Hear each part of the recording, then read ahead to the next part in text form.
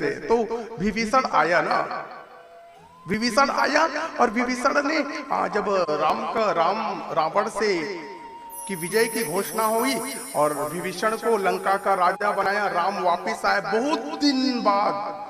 विभीषण मणि माणुक्यों की माला को लेके अयोध्या उपस्थित हुआ।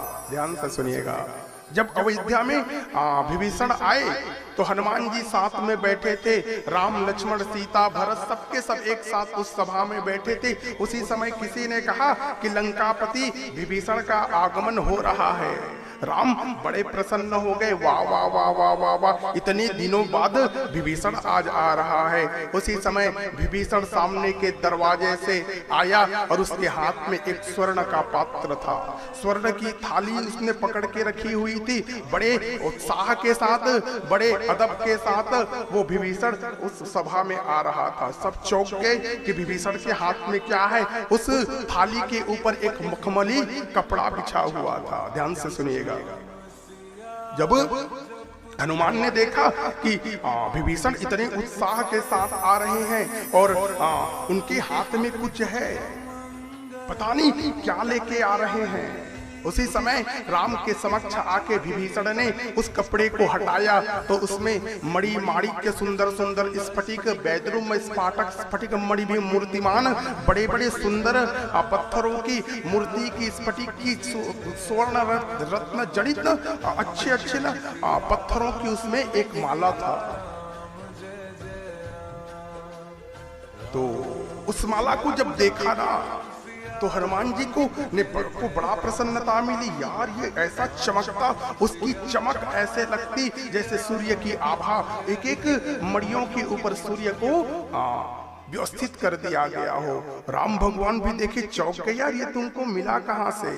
विभीषण ने कहा कि प्रभु मैंने इसे समुद्र से प्राप्त किया है। समुद्र में विभिन्न प्रकार के रत्न उपस्थित होते हैं, समुद्र मेरे अधीन है। जब से रावण के जाने के बाद आपने मुझे लंकेश बनाया, लंका का राजा बनाया, तब से समुद्र रत्नों को लेके मेरे यहाँ उपस्थित होता है। और उन रत्नों में से आज तक सबसे सुंदर सुंदर रत्नों को मैंने अलग कर दिया और उसका एक मैंने उसे मोती में, उसे एक धागे में पिरोया प्रभु, और मैं आपके समक्ष ला रहा हूं।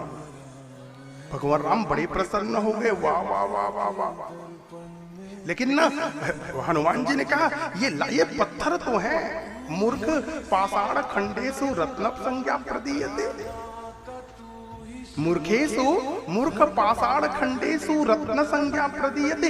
ये पत्थरों के टुकड़ों को तुम रत्न कहते हो। बोले क्यों? क्योंकि विभीषण ने कहा, हनुमान जी ने कहा, जहां जिस चीज में राम ना हो ना, मेरे हिसाब से और मेरे मति के हिसाब से मैं उसे केवल पत्थर समझता हूं। विभीषण ने कहा कि इसने ये समुद्र के सबसे श्रेष्ठतम रत्न है। हनुमान जी ने कहा क्या उसमें राम है? और जिसमें राम नहीं ना, मुझे वो चीज पत्थर लगती है। मूर्ख पाषाण खंडेषु रत्न संज्ञा प्रदीयते, क्या इन पत्थरों को तुम रत्न की संज्ञा देते हो? ना ना ना ना, ये केवल पत्थर है। विभीषण को लगा बुरा, क्योंकि उसने अपने वो कितनी मेहनत के साथ, कितनी श्रद्धा के साथ उसको लाया था। लेकिन हनुमान ने कहा यार ये तो पत्थर है। क्यों? क्योंकि इनमें तो राम दिखते ही नहीं। तो उसी समय विभीषण ने कहा हनुमान से, यार तेरे में है क्या राम? कहीं तू जिनमें राम नहीं रहते उनको तू पत्थर समझता है ना, तेरे में है क्या राम? और इसी समय उत्तोलित बाहु दोनों भुजाओं को फैला के हनुमान ने अपने सीने को फाड़ के दिखाया तो राम लक्ष्मण और सीता की मूर्ति वहां उपस्थित थी। विभीषण के आंख से आंसू निकल पड़े साहब।